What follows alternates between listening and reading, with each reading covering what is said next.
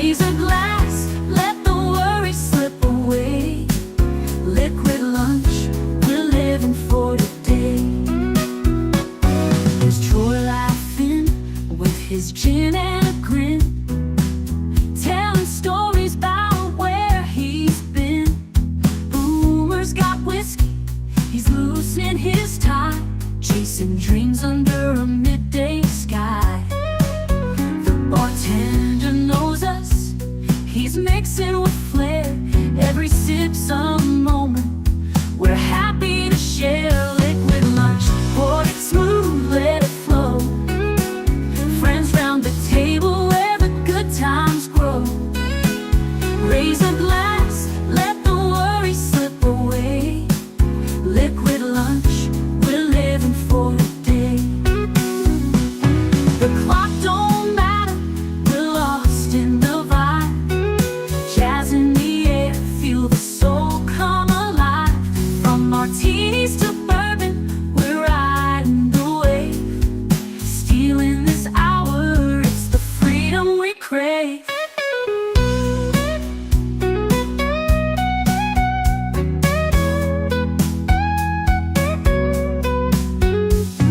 Sun's still shining, but we're in our zone. This bar's our shelter, our temporary home. One more round before the world calls us back. Savor the moment, keep the blues in the rack. We'll laugh and we'll toast till the afternoon fades. Memories made in these liquid escapades. Liquid lunch, pour it smooth, let it flow.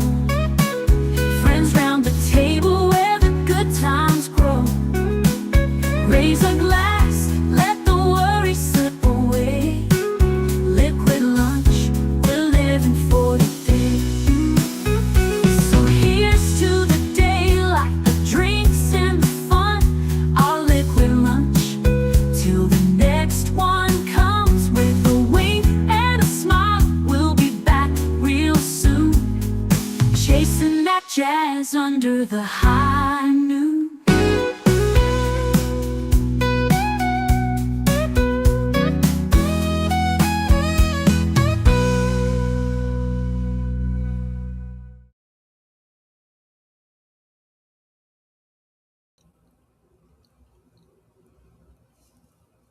Va salute and welcome. Happy Tuesday to you. Tuesday is the day we focus on the thoughts that you have and whatever topics you would like to talk about. But before we get to that, let us say hi to those of you that are already here. Starting with Big Al of Big Al Presents, who says, hello and happy Tuesday, Liquid Lunchers. Have a great show, Troy. Yes, Tuesday is the busy day for me, especially now that Live from Sparkwood and 21 is returned.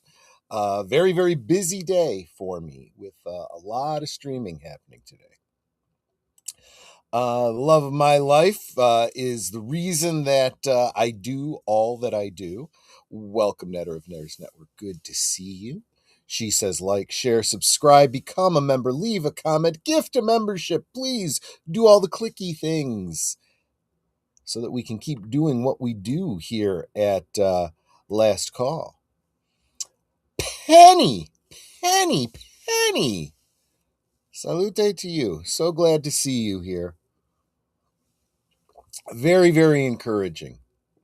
So, and here we have, just as I was about to move on, I don't want to miss nobody. Certainly don't want to miss Jonathan Conroy, who says, hey, all, smash the like button and enjoy the show. Yes, please do all those things.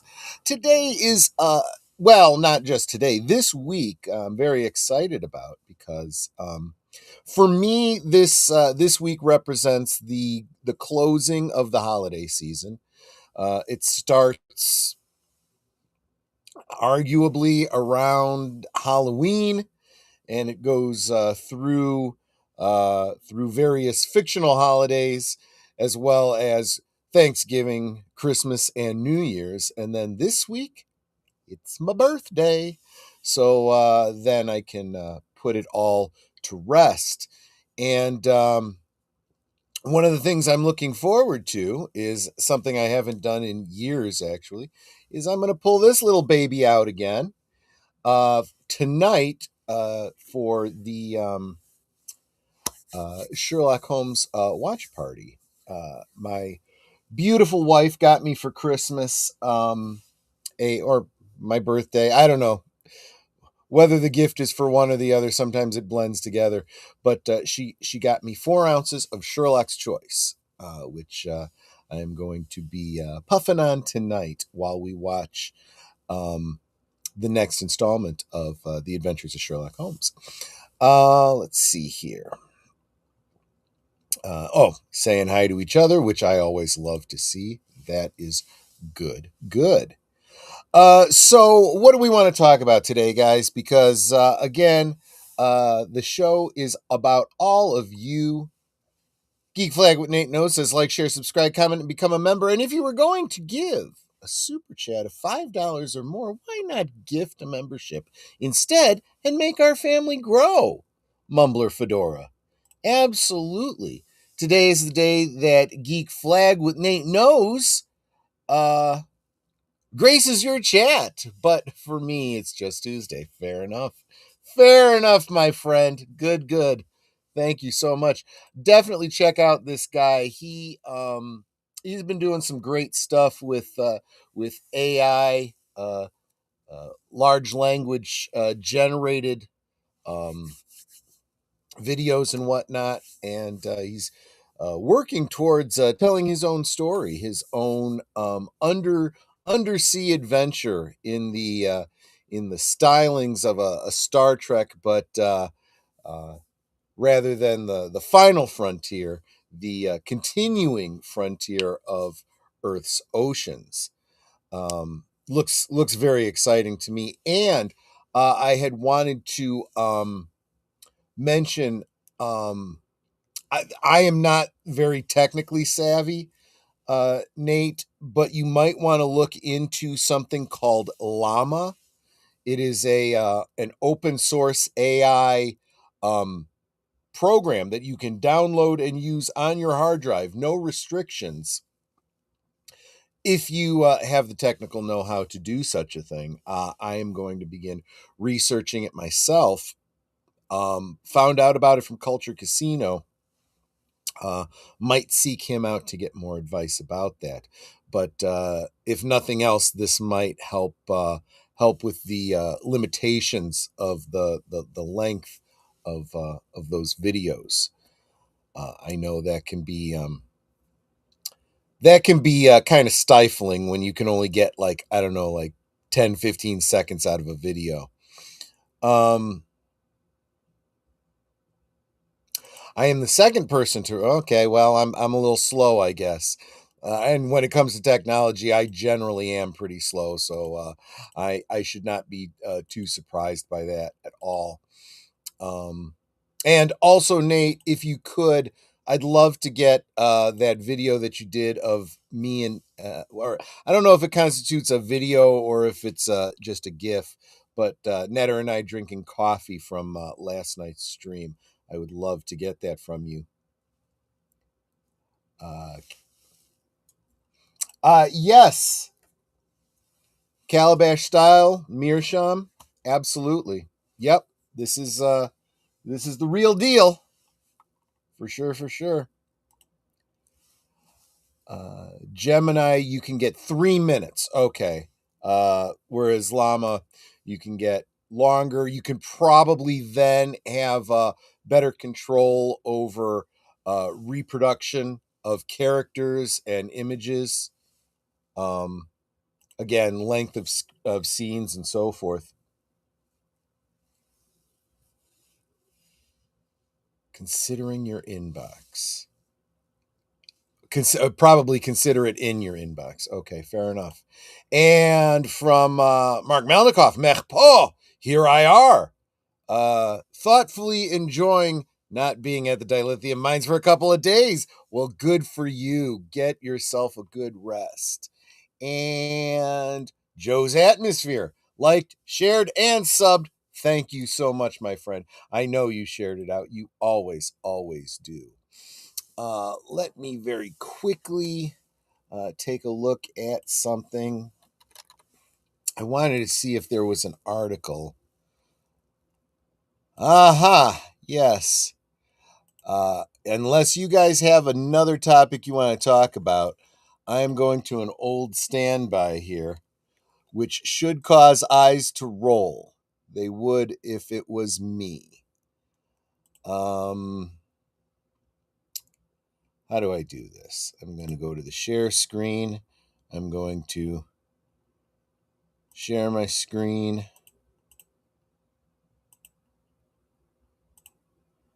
Was having a little bit of a conversation about yesterday's video.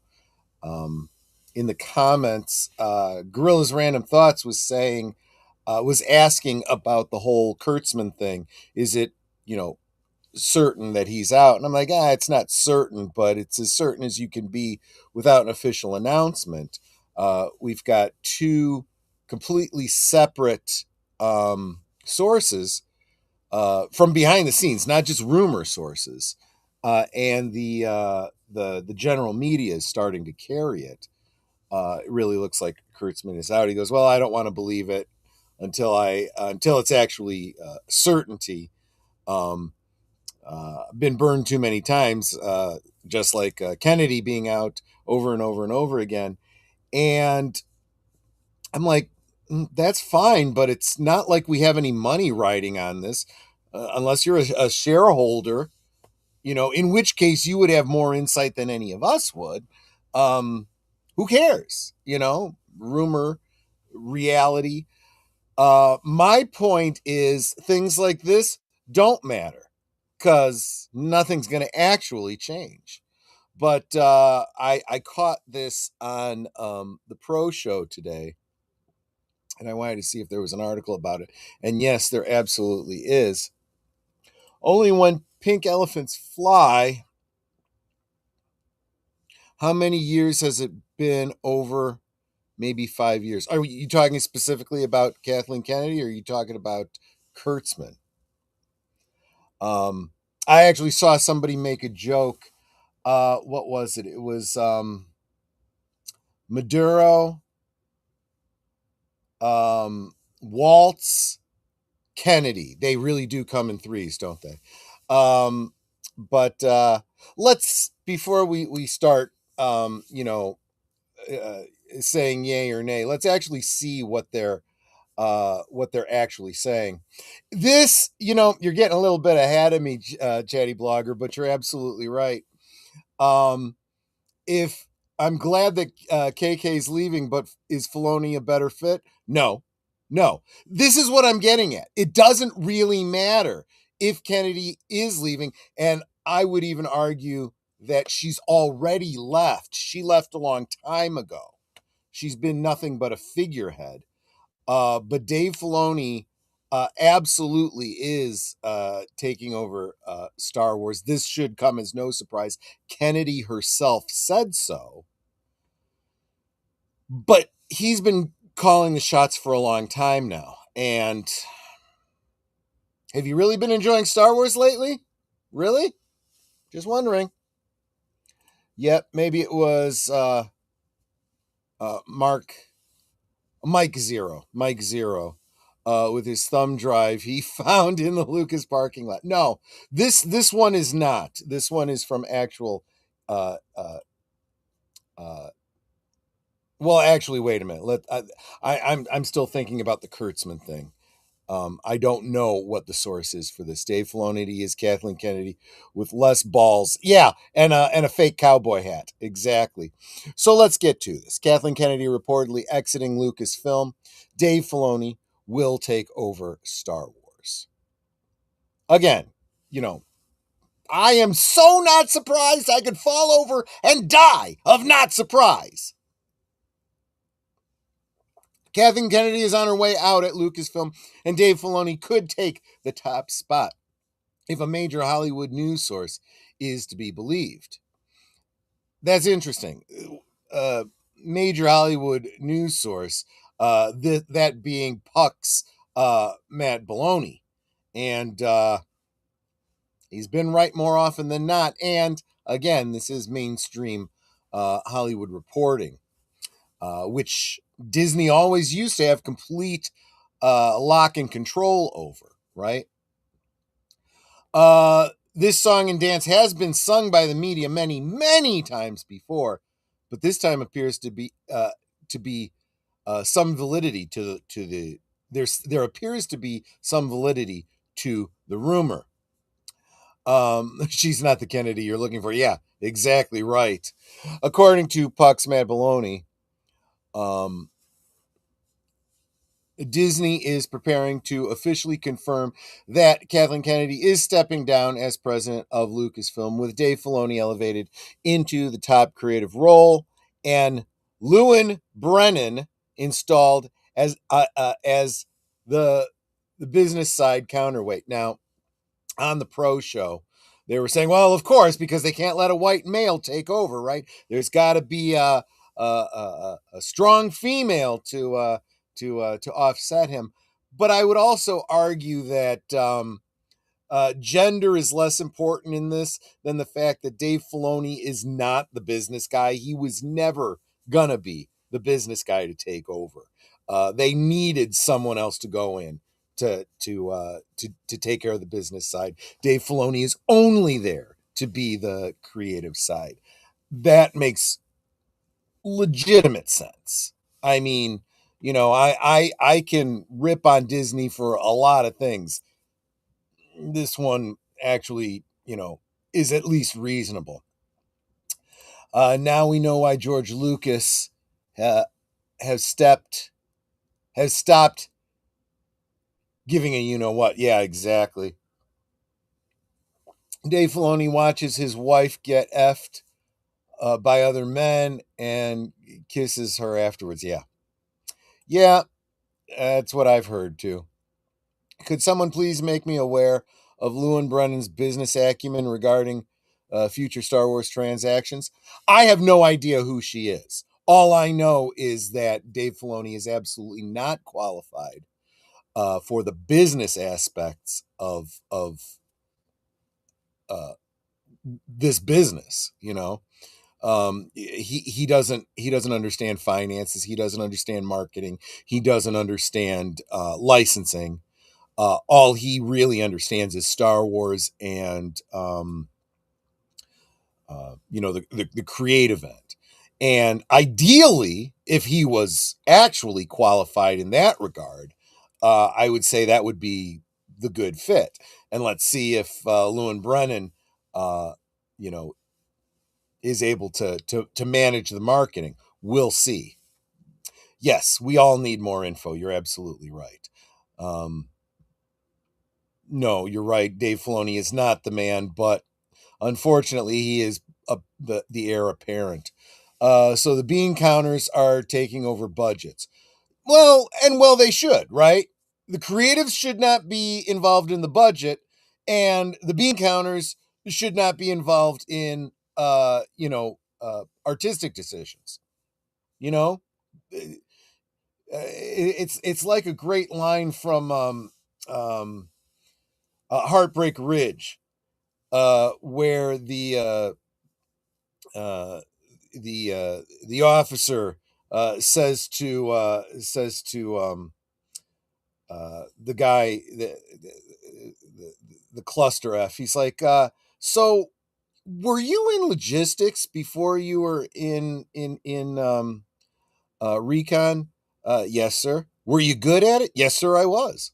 Well, maybe you should stick to it, because as recon, you're a cluster, you know. And that's just the thing, whatever you're good at, stick to it. Kathleen Kennedy wasn't qualified to run a company, so it won't be any different. It wouldn't be any different if this Lewin Brennan is doesn't know what she's doing. If she really is a business person, then she's already more qualified than Kathleen Kennedy. Kathleen Kennedy is qualified for nothing but getting coffee. Really. And forking over her fortune to invest for other people to manage and grow.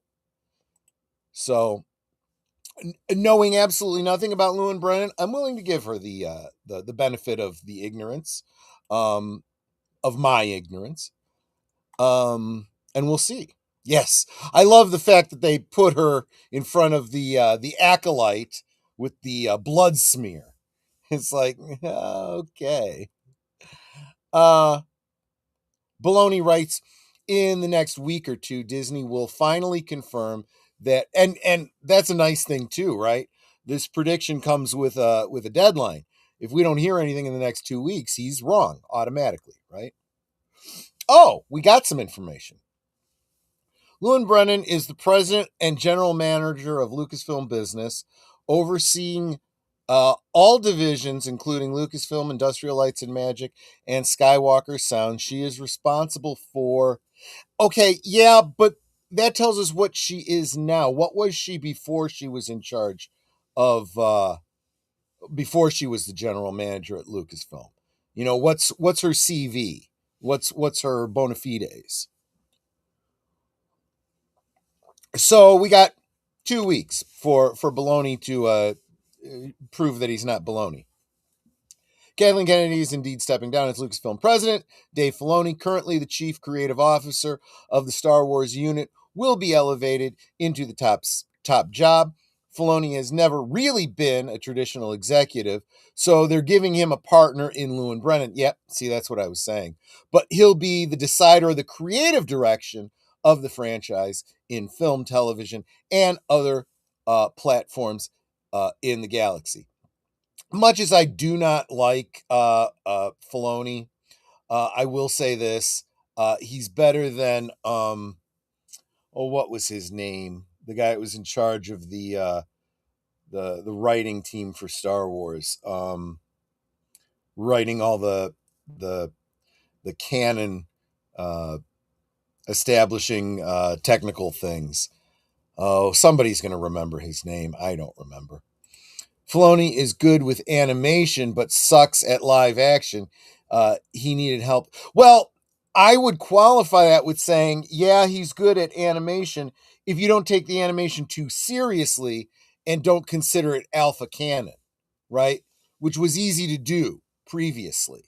Yeah, it's kind of canon. The stuff about the Clone Wars is kind of canon, but I mean the fine details, you know, the idea that you could use a lightsaber as a propeller, I don't buy it. That's great for Saturday morning cartoons. It doesn't work for a reasonably believable sci-fi series. In 1999, Brennan began her career at Lucasfilm. Oh, so she's been Lucasfilm all this time. A technical area leader of the computer graphics technical directors at ILM. She rose to become president of ILM in 2009.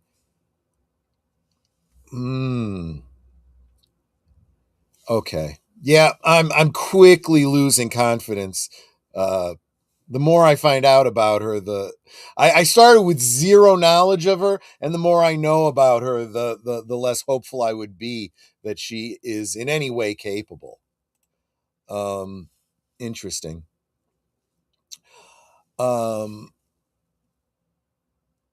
But yeah, let's see here. On paper, it looks like the major changing of the guard. In practice, the reality is far more complicated. See, they're getting to exactly what I was thinking. Kathleen Kennedy's legacy. Pablo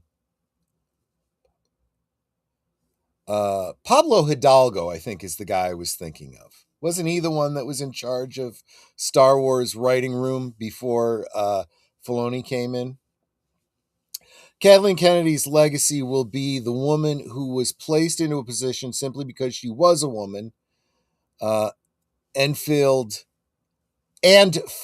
spectacularly. She is the poster child for Auntie something. Poster child for probably DEI, probably. Although a period of significant growth and global expansion, including the opening of studios in Vancouver, British Columbia, Singapore, London, Sydney, and Mumbai. Oh, so in other words, she's all about globalism, not America first. No big surprise there. Sorry I'm late. Here for from my second appointment after my x-ray. Glad you're here. Hope everything is going well, Connie. Hope you are doing well in those regards. So, of course, Kathleen Kennedy isn't leaving Hollywood because until the day she dies, the very minimum, she will continue to use her dollars um, as a producer, which is what she's been all this time. And she's made that very clear. One crucial detail is already being glossed over. Kennedy has never claimed she's walking away from Lucasfilm entirely, only that she's stepping down from the presidency. Yeah, nothing changes and nothing ever will, at least not at Disney. Yes, poster child for DEI. I was right about that. Yeah, Brennan is still about the global expansion for them till now. Yeah, exactly. When similar rumors swirled last year, again from Baloney, Kennedy pushed back forcefully in an interview with Dateline. The truth is, and see, this is, I find very interesting. It's very much like the observation principle, right? The whole double slit experiment, where um, it appears, although it's not actually true, but it appears that observation changes the experience. In psychology, they say the same thing. Introspection changes the experience. And at microscopic levels, observing subatomic particles alters them because you have to shine light on something to have that bounce back and be able to, or an electron or something. You've got to bounce something off of it to get information about it. But in so doing, at those small levels, you actually change what it is you're trying to look at. It's not a passive process. And it's the same thing here. It's like uh, what is it? It's the Cassandra principle, right? You know something, so you say something about it, but it alters the future, right? If you go back in time and you try to warn somebody about Pearl Harbor, and they go, well, not sure I believe you, but maybe we should do something about that, and you intercept the Japanese invasion force. Well, now you've just changed history. Your prediction didn't come true because you, by making that prediction, literally altered it. And that's what's been happening with a lot of things about Kathleen Kennedy. It's very much like she's got this ego, and she doesn't like people stealing her thunder. So she will literally make a different decision just to make people like Baloney and Doomcock wrong, which is fine because that makes her also easily manipulated. One could argue that the Dial of Dysentery would have been much worse if it hadn't been for the predictions by Doomcock that kind of forced Kennedy's hand to change things. The truth is, and I want to say loud and clear, I am not retiring, Kennedy said defiantly in a rare interview on the subject. I will never retire from movies. I will die making movies. Of course, she's never made a movie in her life. She is just simply talking about her bankrolling of movies, which you could say counts, I suppose. The statement matters. A producer role, especially for someone with Kennedy's institutional power and relationship, still carries significant influence. Stepping aside from the title doesn't automatically mean stepping away from creative sway. In other words, this may be less of a clean exit and more of a reshuffling, which we all would have assumed. Filoni's reputation has changed, and not quietly. There was a time when Filoni was widely hailed as the creative heir to George Lucas, and for many fans, the Clone Wars, Rebels, and the first two seasons of The Mandalorian positioned him as the steward who got Star Wars. That reputation has shifted in a big way. Absolutely true. Oh gosh, these people! I swear. Filoni's vocal defense and advocacy of The Acolyte, a series that faced intense audience backlash, and the negative reception of Ahsoka and season 3 of The Mandalorian have dulled that once unassailable reputation. Yeah, there was a lot of people sitting around a certain smuggler's cantina saying, "Oh, Filoni's going to save everything. He's going to overwrite the sequel trilogy with the world between worlds, and everything's going to be just hunky dory." And yeah, I'm sorry, I can't even hear your predictions because reality is speaking way, way, way too loud. While Andor was created under his tenure as creative officer, rumors swirled that showrunner Tony Gilroy was given full creative control, sidestepping Filoni's oversight entirely to work one-on-one with Kennedy. Fake cowboy. While some still view Filoni as a stabilizing force, others now question whether he represents meaningful change or simply continuity with the current creative direction. I think all of those are equally plausible. That context matters when evaluating Disney's decision to place Filoni at the top of the creative hierarchy. The trades versus baloney, a familiar pattern. Baloney first floated the idea of Kennedy's imminent exit in February of last year, and the entertainment trade press moved quickly to shut it down. Kennedy's defiant deadline interview was widely framed as definitive proof that the rumors were false. At the forefront of that pushback was Deadline's Mike Fleming Jr., who reportedly attacked Baloney's reporting. Again, I don't think that's proof of anything. That's proof that they hate Baloney and they will do anything to disprove him, including changing their plans. Baloney, for his part, didn't retreat. He mocked Fleming's tone and later described the Kennedy interview as hilariously sycophantic, illustrating the increasingly visible divide between independent industry reporting and access driven trade coverage. Now, with Disney reportedly preparing to confirm the move, Baloney's reporting may be proven true. Why Lou and Brennan changes the equation. Okay, let's again, someone I don't know a great deal about. Let's find out more. One of the most notable developments in Baloney's report is the inclusion of Brennan. Just last year, the Hollywood Reporter had indicated Filoni would share leadership duties with Carrie Beck. That plan appears to have been scrapped. Instead, Disney is adopting a Walt and Roy style structure. Filoni as the creative figurehead, Brennan as the operational and financial authority. On paper, makes perfect sense. It's a clear acknowledgement that Filoni is not a traditional executive and that Lucasfilm's problems extend beyond creative vision in management and business discipline. Budgets have exploded under the Kennedy regime, with The Acolyte reportedly costing more than $300 million and The Rise of Skywalker carrying a whopping $600 million price tag. A transition, not a retreat. The biggest takeaway from the Kennedy-Filoni transition is this: Lucasfilm is changing leadership structure, not necessarily philosophy. I would put an even finer point on that. Nothing is significantly changing.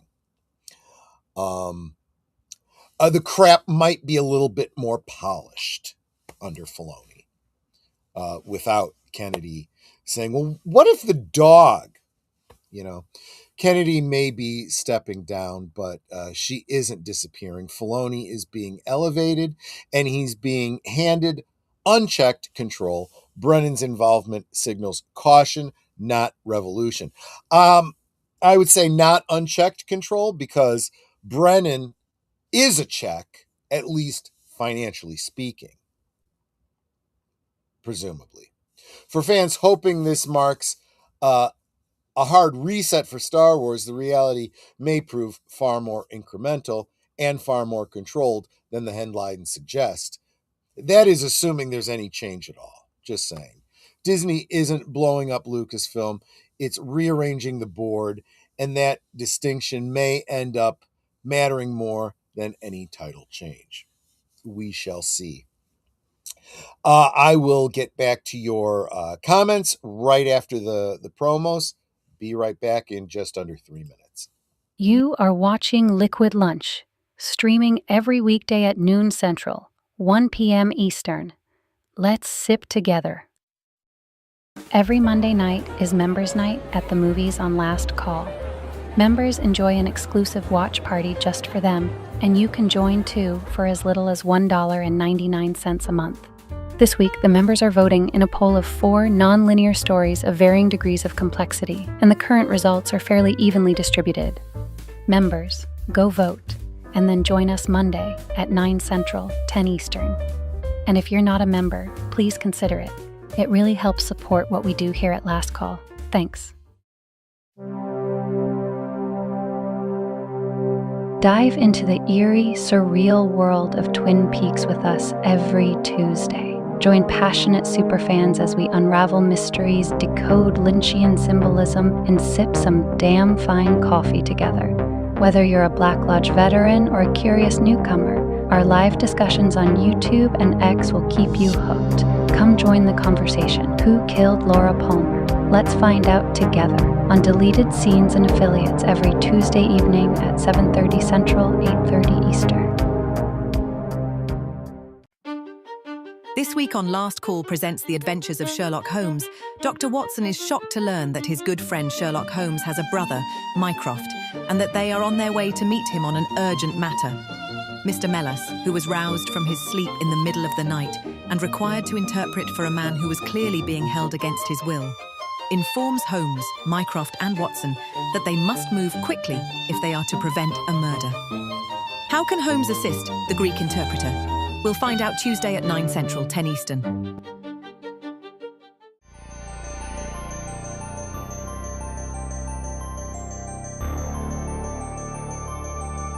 This week on Retro Cinema, Ryan Reynolds stars as reckless test pilot Hal Jordan, who is granted an alien ring that bestows him with otherworldly powers and is inducted into an intergalactic police force.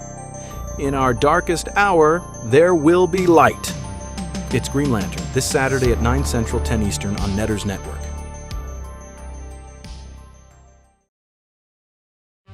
Every Sunday evening, Aged Boomer and Last Call with Troy Pacelli bring you the rundown of the week's geek news, or at least what they think is interesting. You may have heard about it elsewhere, but Boomer and Pacelli spin it like only two old geezers can. It's Geeky Geezers, every Sunday evening at 8 Central, 9 Eastern. We now return to our Liquid Lunch. Jonathan Conroy says, I still think KK will try to burn the IP down before she hands in the keys to the office. I mean, isn't that kind of like predicting that someone's going to fly planes into the Twin Towers the day after 9/11? She's kind of already done that. I mean, what else is there to do? It's pretty much a dead property.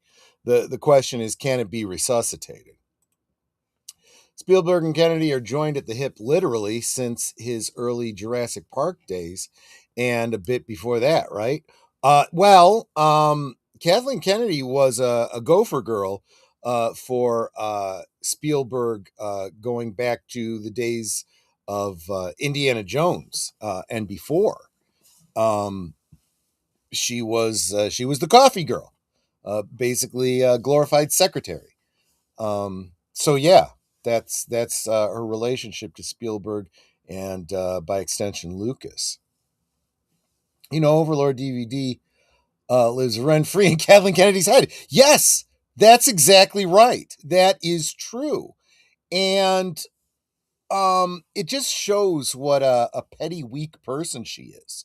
You know, if she had such derision for an outlet like Doomcox, she should just, let it roll off her back, roll her eyes. but she literally makes huge life decisions based on what he says. We saw that, and it's not just her. The same thing happened with the whole She-Hulk thing. You saw how much he gets into their heads and actually has actual, manipulative abilities there. The first 2 seasons of The Mandalorian was all Jon Favreau. I wouldn't say it was all Jon Favreau, but he was definitely a mitigating factor that helped a lot. And a lot of people forget that most of the scripts, I shouldn't say most of the scripts, most of the outline of the story arcs were already laid out for a Boba Fett movie they had in the planning stages since before the sale.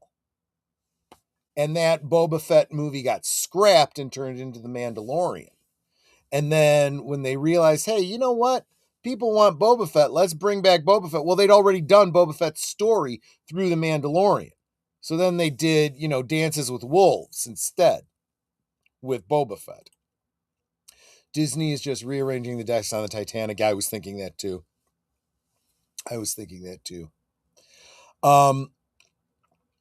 Yeah, I screwed up. I left the promo in for last night's members night at the movies. We did end up watching Sliding Doors last night, so I have a poll up instead for the members. The members seemed pretty keyed up to watch Tenet. That was barely missed by 1 vote for last night. So I have a poll up now for the members. Do we watch Tenet next week or something else entirely? So members, go vote nonetheless. But that ship was already sailed and sunk. Yeah, exactly. Well, that's the whole idea behind the analogy, right? Rearranging deck chairs on the Titanic is trying to make things look good on a ship that is literally in the midst of sinking and cannot be stopped. So I am arguing essentially that that's already the case for Star Wars and possibly all of Disney. Dude, Jon Favreau created The Mandalorian. It was his original Boba Fett movie. He retooled it and went to Bob Iger. Ain't got The Mandalorian made bypassing. Dude, sometimes it's really hard to figure out what it is you're trying to say. Let's face it.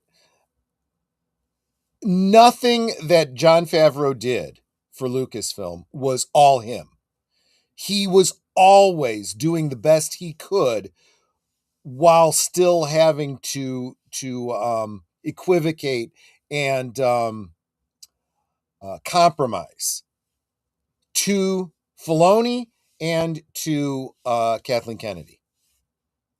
So you could give him props for anything good that came out of The Mandalorian, but by and large, the things you didn't like about it were the things that he had no control over and he had no choice in. And I feel sorry for the guy. He really, anybody who actually cared about doing a good job of anything at Lucasfilm, just saying. He went straight to Bob Iger to get The Mandalorian made, bypassing Kathleen Kennedy. What he did was he went to Bob Iger trying to get Boba Fett made. And Kathleen Kennedy said, fine, but it won't be Boba Fett. See, this is how it works. You're trying to give him victories that weren't victories. He never really did have the control that he wanted. He made it through 2 seasons, fighting every step of the way, and then he just gave up. That's why he killed off his character. He's like, I'm done. I give up. It was a lost cause from the beginning. But of course, my pointing that out and being proven right time and time again is why I'm persona non grata around a certain smuggler's cantina, which it's not like I'm trying to get in there again. I don't care, but just saying. because well, I'm not so sure. I think AI is being employed more and more, and I'm not saying that AI is good. I'm just saying that most writers are so bad these days that by comparison, AI does actually a good job. Because at the time, Kathleen Kennedy was preoccupied about scoring this book right to make a movie out of blood and bone, and after meeting with the author said no. I think you're giving Kathleen Kennedy way too much credit for actually being involved in things. I don't think Kathleen Kennedy has actually been involved in anything. She said you do this, you do that, so on and so forth. I don't think she was actively physically spending time doing anything related to blood and bones. She put what's her name, acolyte girl in charge of go make that blood and bones happen, and it never did. um Dave Filoni and Henry Cavill. I'm not sure what Henry Cavill has to do with any of this. I need more. I'm not following the train of thought. um but yeah, and that's just it. I really do feel like Kathleen, and this goes back to something that Pro was saying in the stream today, um, that if we get any kind of formal announcement in the next 2 weeks, it doesn't significantly change anything, because it's not like we even want to believe Kathleen was ever really in charge of anything. She's been a figurehead all this time. She really has. And the idea that she was at so much odds with Bob Iger. There's a lot that Bob Iger could have done a long time ago, but he's also kind of checked out. And you have to remember how things work at this level. These people that you think are in charge of things are in charge the way so many managers are at different companies. They especially regional managers, they don't actually do anything except point and yell and talk and say. They don't actively actually do anything. They tell everyone else to get stuff done, and then they go play golf or whatever they do. You know, that's just the way of it.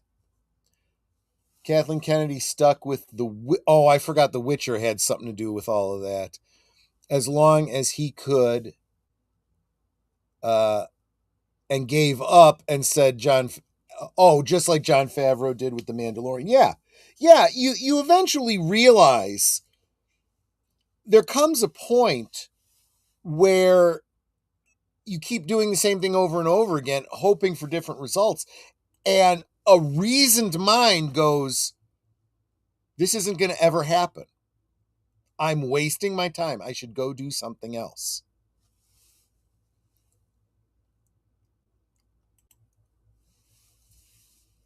Why? What makes you say that? That seems like a huge stretch, Jonathan. I think what makes way more sense, remember Occam's razor, right? The simplest answer is usually the one. Iger is clueless. He is abso-freaking-lutely clueless. He is checked out of this kind of stuff. All he does is he comes and he yells and says, "What the hell is going on? Why are we losing money? Fix it." He doesn't say how to fix it. He just says, "Fix it." And who's he going to go with? What's he going? He's going to fire Kathleen Kennedy for what? To gain what? You know? Although Kathleen Kennedy's done a great job of firing people left and right, but that's a different kind of manager. I've seen these kinds of managers too in the business world. You make it look like you're doing something, by addressing a problem, and that you equate firing someone and blaming them for it as actually doing something. And to the world, it looks like you've done something. But the reality is, if you don't actually address the real problem, then you'll just keep going through scapegoats over and over and over again, right? Where do you see Star Wars franchise as of now? DOA, life support, or fixable pending the merger trades?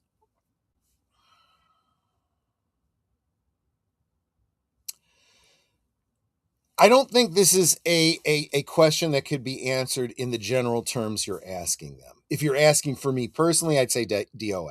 I am not consuming anything new related to Star Wars.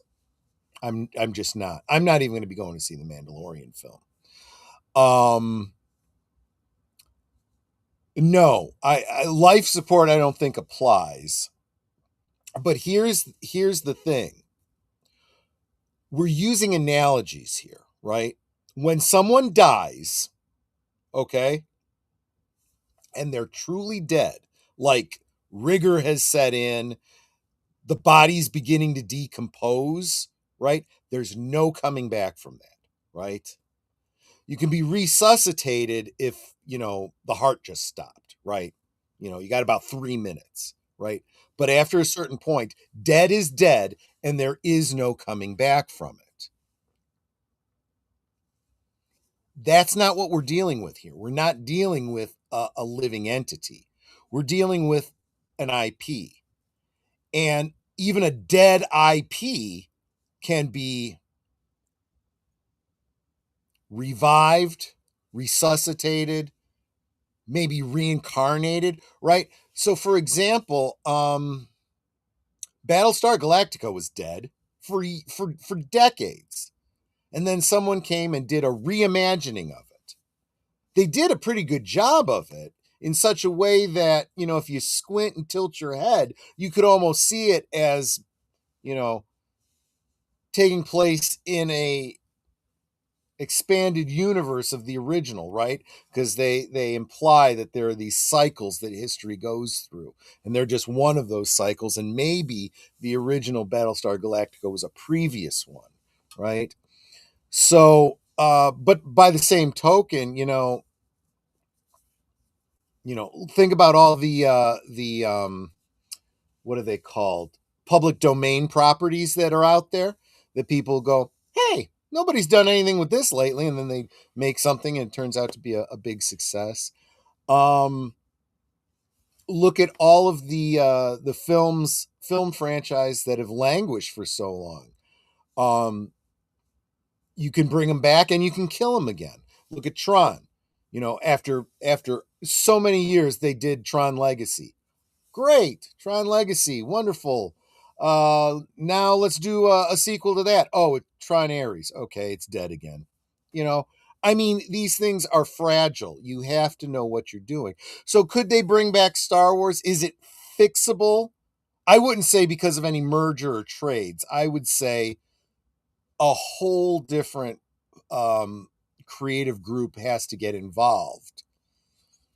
It is a viable franchise, but not under the current administration. Nothing will change. It is effectively DOA, yes. Unlimited credit card at one point, and all he did was run around and buy things for yeah, that's exactly right. Without knowing what he was buying or what to do with it. There's still so much of 20th Century Fox that Disney hasn't even touched. It's ridiculous how wasteful it was. That's like buying a storage locker, right? And not ever going through it to see what's in it. And buried in the back of that storage box is like a crate of gold ingots. But you'd never know it, right? Because you're not doing anything with it. Iger got rid of the people who could fix the ship. Yes, that's very true. Not just Star Wars either. The entire animation group, most of their writers, directors that will not work with Disney ever again. That's absolutely true. Right now, Star Wars only exist in that galaxy far, far away is a long time ago. There is no future here. Yeah, I agree. And so does Chatty Blogger. Good. I will only see the original Star Wars movies pre-special edition only if people like you and others say it's spot on original. Yes, same here. I am looking forward to 2027 if it is a true original theatrical release and not, an AI regenerated, reconstituted mess, which I'm afraid it might be. Brennan, can she become Disney's checks and balances woman who tries to repair the irreparable damage done? See, I don't think there's a question of repairing the damage. I think they're just trying to manage the damage going forward, right? They're trying to start being fiscally responsible with their budgets. No more of this, spending 3-4 times as much as you should be on a movie and then not even making a break even, let alone a profit. Yes, exactly what I was getting at. That's it. So, I don't know. I feel like this kind of talk is a waste of time, but it can be cathartic to kind of rant and get it out. But it's a lot harder to work up a mad because the apathy has gotten so thick now, at least for me. Don't care what Disney is doing with Star Wars right now. I don't care. And if Kathleen Kennedy is leaving, it doesn't matter. It's not going to make a significant difference. And honestly, you can look to the next 2 weeks to see if Matt Maloney's prediction comes true, and it's announced that she's stepping down from a leadership role in Lucasfilm. But what you should really be looking to is the release of The Mandalorian and The Starfighter and their box office. That'll tell you what you really need to know about the future of Star Wars. Anyway, busy day today because tonight Deleted Scenes has his super secret movie. What is it called? I forget. He goes, he sees a movie, and then he reviews it with some of the other people in the movie reviewing community. And then immediately after that, on Deleted Scenes and all of the affiliates, including me, is the return of Live from Sparkwood in 21. Tonight's special guest is Cameron Collier of Obnoxious and Anonymous, who's going to be talking about his fan films, both the one that's already been made that you can watch right now and the one he is trying to fund that we're very much looking forward to. Followed immediately after that is then The Adventures of Sherlock Holmes that you just saw in the promos a little while ago. Mystery Movie Night is what it's called. I keep calling it the Super Secret Movie Night. And that is it for tonight. So guys, I hope to see you at all of those things going forward tonight. Super appreciate you. You guys are the lifeblood of this channel. Therefore, the lifeblood of me, if we're going to be honest. So thank you all so much. Salute to all of you. Take care of yourselves. Stay hydrated and drink responsibly. See you on the next one. Take care, everybody. Goodbye. Hope to see you again real soon.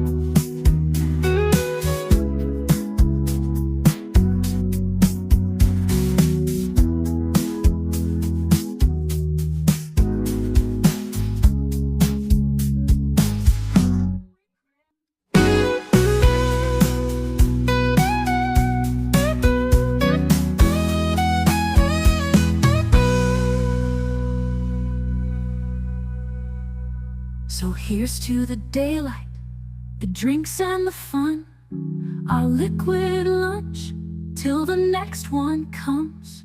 With a wink and a smile, we'll be back real soon, chasing that jazz under the high noon.